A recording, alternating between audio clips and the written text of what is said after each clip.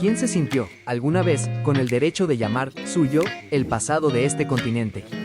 Bienvenidas y bienvenidos al tercer episodio de Dislocar la Historia, el fantasma del indio vivo. Seguimos abriendo por dentro el tomo 2, Historiografía, del libro Prolegómenos para el discernimiento latinoamericano, de Jorge Retamal Hidalgo. Esta vez entramos por su segundo capítulo, y llegamos a un momento decisivo. Aquel en que los criollos, los descendientes de españoles que ya habían nacido en suelo americano, empezaron a reclamar como propia la historia del continente. Ahí se enciende una paradoja que todavía nos ronda. Se podía exaltar un pasado indígena glorioso, monumental, digno de un imperio, y al mismo tiempo mantener sometido al indígena que seguía vivo, ahí al lado. Ese es el fantasma que le da nombre al episodio. Te acompañan dos voces, Tamuré Pozo y Santiago Moreno, que piensan contigo en voz alta.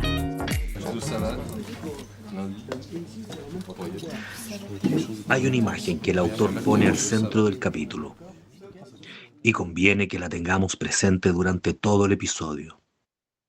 Es la imagen de dos indios que nunca se encuentran. El primero es el indio del pasado glorioso, el soberano azteca en su trono de Tenochtitlán, el constructor de los caminos del Tahuantinsuyo, el astrónomo maya que leyó el cielo antes que ningún europeo. A ese indio, la historiografía criolla lo estudia, lo cita, lo celebra, lo convierte en fundamento del orgullo. El segundo es el indio del presente colonial, el tributario que paga con su trabajo, el mitayo que se extenúa en las minas del Potosí, el habitante de los barrios pobres de la Ciudad de México que en 1692 se levantó, quemó el palacio del virrey y aterrorizó a los mismos letrados que 12 años antes habían exaltado la grandeza de sus antepasados. A ese indio, el vivo, el contemporáneo, la historiografía criolla lo trata como quien se cruza con un fantasma, una presencia incómoda que se resiste a ser reconocida en los mismos términos y cuyo silencio en los textos termina diciendo más que cualquier palabra. A lo largo y ancho del continente hay quienes nos escuchan episodio tras episodio.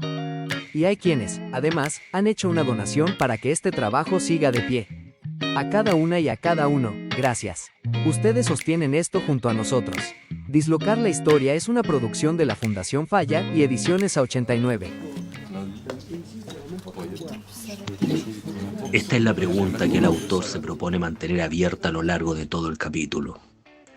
¿Cómo pudo esa élite intelectual construir un discurso tan elaborado de reivindicación del pasado prehispánico sin que trajera ninguna consecuencia política para los herederos vivos de ese mismo pasado? Y el autor advierte enseguida contra la salida fácil. Sería cómodo despachar el asunto con la palabra hipocresía, acusar a los criollos de traición y seguir de largo, ¿no? El capítulo pide entender que esa paradoja era la condición misma desde la cual el proyecto criollo se volvió posible. Porque aquí está el nudo. La élite que reivindicó el pasado prehispánico como suyo era, a la vez, la descendiente directa de quienes habían destruido ese pasado. Los abuelos de estos letrados llegaron a América en el siglo XVI como conquistadores o como administradores de la conquista. Participaron por acción o por omisión en los derrumbes de las civilizaciones cuyas ruinas sus nietos estudiarían con devoción. Esa contradicción está en el corazón de la identidad criolla. Una identidad que necesita afirmar su diferencia respecto de España y que para lograrlo se apoya en un pasado cuya destrucción fue el acto de nacimiento de su propia clase. Dislocar la Historia es una producción de la Fundación Falla, Facultad de Artes y Letras Libres Americanas, con sede en Valdivia, región de Los Ríos. Falla es una institución cultural dedicada a la formación, la investigación y la difusión del pensamiento crítico latinoamericano desde una perspectiva decolonial. Estás escuchando el episodio 3, El fantasma del indio vivo, con las voces de Santiago Moreno y Tamuré Pozo.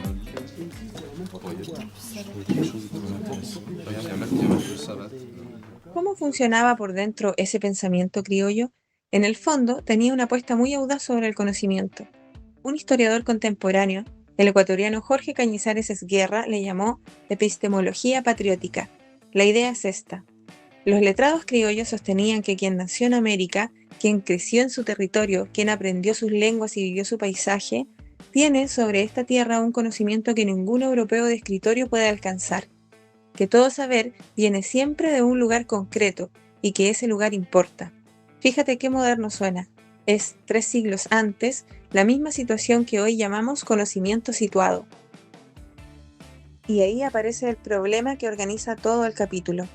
Ese argumento tenía una fuerza que sus propios autores prefirieron no soltar del todo, porque si es verdad que el nacido en América conoce estas tierras mejor que el europeo de gabinete, entonces, llevando el argumento hasta el final, habría que decir que el indígena, descendiente vivo de esas civilizaciones, conoce esta tierra con una autoridad todavía mayor que la del criollo, que el derecho a narrar el pasado americano les corresponde, antes que a nadie, a los herederos de ese pasado. Esa consecuencia estaba ahí, al alcance de la mano, escrita en la lógica misma del argumento.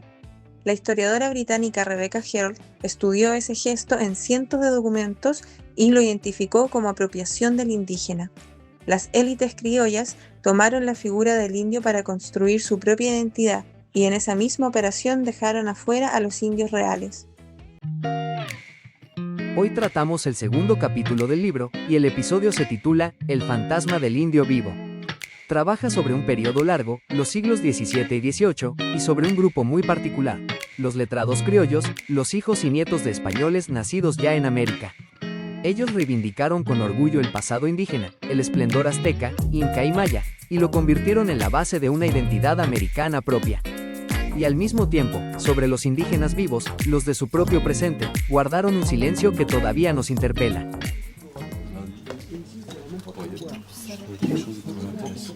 Déjame mostrarte esto con una sola vida, porque en un solo hombre cabe todo el capítulo. Se llamaba Carlos de Sigüenza y Góngora, y fue el primer gran historiador criollo de la Nueva España hacia el final del siglo XVII. Sabio de verdad, matemático, astrónomo, coleccionista obsesivo de códices antiguos. En 1680, cuando llegó un nuevo virrey a la Ciudad de México, a Sigüenza le tocó diseñar el arco del triunfo que lo recibiría. La costumbre mandaba adornar esos arcos con emperadores griegos y romanos, los modelos clásicos de la virtud. Sigüenza puso en su lugar a los antiguos señores mexicas, Acamapichtli, Huitzilihuitl, Chimalpopoca, los gobernantes de Tenochtitlán, presentados como espejos de prudencia y de justicia para el virrey español. Un gesto enorme. América tiene su propia antigüedad y es tan digna como la de Europa. Los libros que conversamos en este podcast circulan a través de Ediciones A89, el sello editorial dedicado al pensamiento crítico latinoamericano. Prolegómenos para el discernimiento latinoamericano, de Jorge R. Tamal Hidalgo, se publica bajo su catálogo. Si algo de lo que escuchas hoy te da ganas de leer el libro completo, ahí lo vas a encontrar. Seguimos en Dislocar la Historia, episodio 3, El fantasma del indio vivo. Conduce Tamuré Pozo y Santiago Moreno.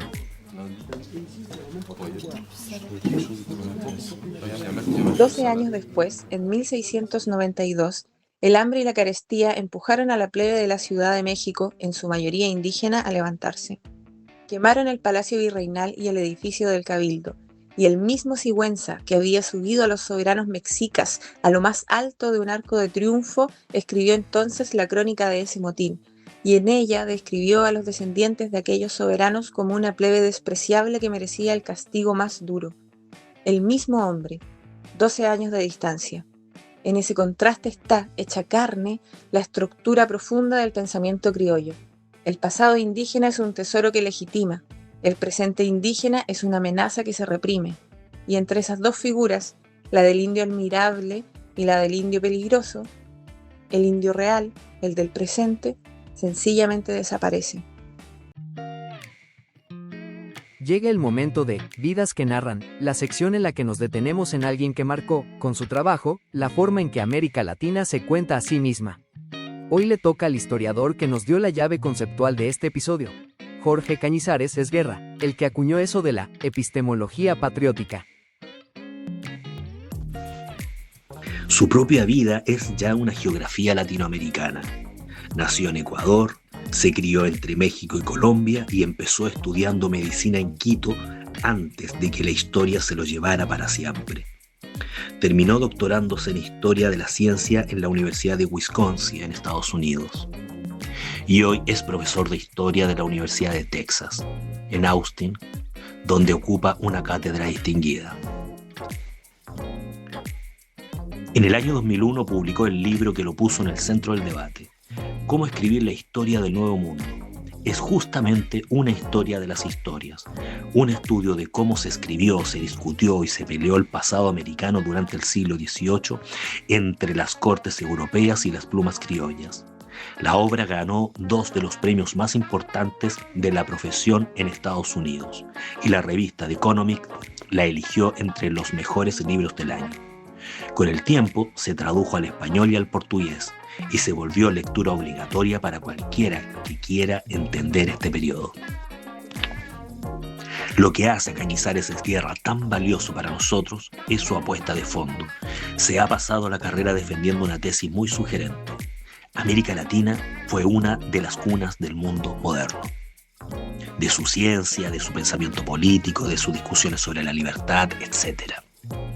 La imagen del continente como un rincón atrasado o como un mero receptor de ideas ajenas, él la desarma documento por documento y devuelve la región al centro de la historia moderna. Y eso es una manera muy exacta de dislocar la historia. Por eso su concepto de epistemología patriótica nos acompaña hoy. Nombra el momento en que este continente empezó a reclamar el derecho a conocerse y a narrarse por su propia cuenta. Eso fue Vidas que Narran, la sección en la que nos detenemos en alguien que marcó, con su trabajo, la forma en que América Latina se cuenta a sí misma. Hoy hablamos del historiador Jorge Cañizares Esguerra y su epistemología patriótica. Continuamos con Dislocar la Historia, episodio 3, en la voz de Tamuré Pozo y Santiago Moreno. Y con esa idea a la vista, el capítulo da su último paso y nos lleva al siglo XVIII, y a un episodio que se juega lejos de América. En 1767, el rey de España expulsó a los jesuitas de todos sus territorios. Cientos de sacerdotes criollos, formados en los colegios de México, de Chile, de Quito, enamorados de sus tierras de origen, se encontraron de un día para otro desterrados en el norte de Italia, sin poder volver jamás. Y desde ese destierro, con la nostalgia y la rabia como únicas herramientas, escribieron algunos de los libros más importantes de toda la historiografía criolla. Lo hicieron para responder a una ofensa. En esos años, varios filósofos europeos de moda, de Pau, Buffon, Robertson, andaban sosteniendo que el continente americano era tierra de degeneración, que su clima achicaba a los animales y a sus habitantes, que sus pueblos carecían de una historia digna de ese nombre. Y los jesuitas desterrados les contestaron con toda la artillería de su erudición. El mexicano Francisco Javier Clavijero reconstruyó la grandeza de la civilización mexica. El chileno Juan Ignacio Molina defendió la naturaleza de Chile y la libertad del pueblo mapuche y comparó su resistencia con la que los griegos opusieron a los persas. El quiteño Juan de Velasco inventó casi de la nada una continuidad histórica para el reino de Quito que después serviría de cimiento a la identidad ecuatoriana. Todos usaron la misma jugada, aceptaron las reglas europeas para medir la grandeza de una civilización y demostraron que, aplicadas con rigor, esas mismas reglas coronaban a América. Y aquí el capítulo cierra con el año en que Clavijero publicó en Italia su defensa monumental de la grandeza azteca. Fue 1780. El mismo año exactamente en que en el Cusco un descendiente de los incas, José Gabriel Condorcanqui, tomó el nombre de Túpac Amaru y encabezó el mayor levantamiento indígena de todo el siglo. Decenas de miles de personas. 2 años de guerra, una represión feroz. Piénsalo un segundo. En un mismo año, un criollo desterrado celebraba por escrito la gloria del indio muerto, mientras un indio vivo se jugaba la vida por la libertad del indio presente. Y entre esos 2 hechos, La historiografía criolla no tendió ningún puente. Ese silencio, dice el autor, fue el precio de la coherencia. Un proyecto que necesitaba a la vez diferenciarse de España y conservar intacto el orden colonial que sostenía los privilegios criollos, tenía cerrada de antemano la posibilidad de escuchar al indio vivo. Por eso este episodio también disloca. Corre de su sitio la idea consoladora de que reivindicar el pasado de un pueblo alcanza para hacerle justicia. Y deja instalada la pregunta con la que el autor nos empuja hacia adelante. La imagen de los dos indios que nunca se encuentran, ¿se quedó encerrada en la colonia o cambió apenas de ropaje y siguió viva en la historia que vino después? Dislocar la historia se financia gracias a las donaciones de quienes lo siguen. Si quieres aportar para que sigamos produciendo cada episodio, puedes comunicarte con la Fundación Falla por WhatsApp al +569 8385 9331. Cada aporte, del tamaño que sea, sostiene este trabajo. Dislocar la historia es una producción de la Fundación Falla y Ediciones A89. Búscanos en nuestras redes sociales para enterarte de cada nuevo episodio y de las actividades de la Fundación. Hasta aquí el tercer episodio de Dislocar la Historia. En el próximo capítulo cruzamos el umbral de las independencias y entramos al siglo XIX, para ver qué hicieron las jóvenes repúblicas con esta herencia criolla, si la rompieron de veras, o si la cargaron sin darse cuenta. Nos escuchamos el próximo viernes.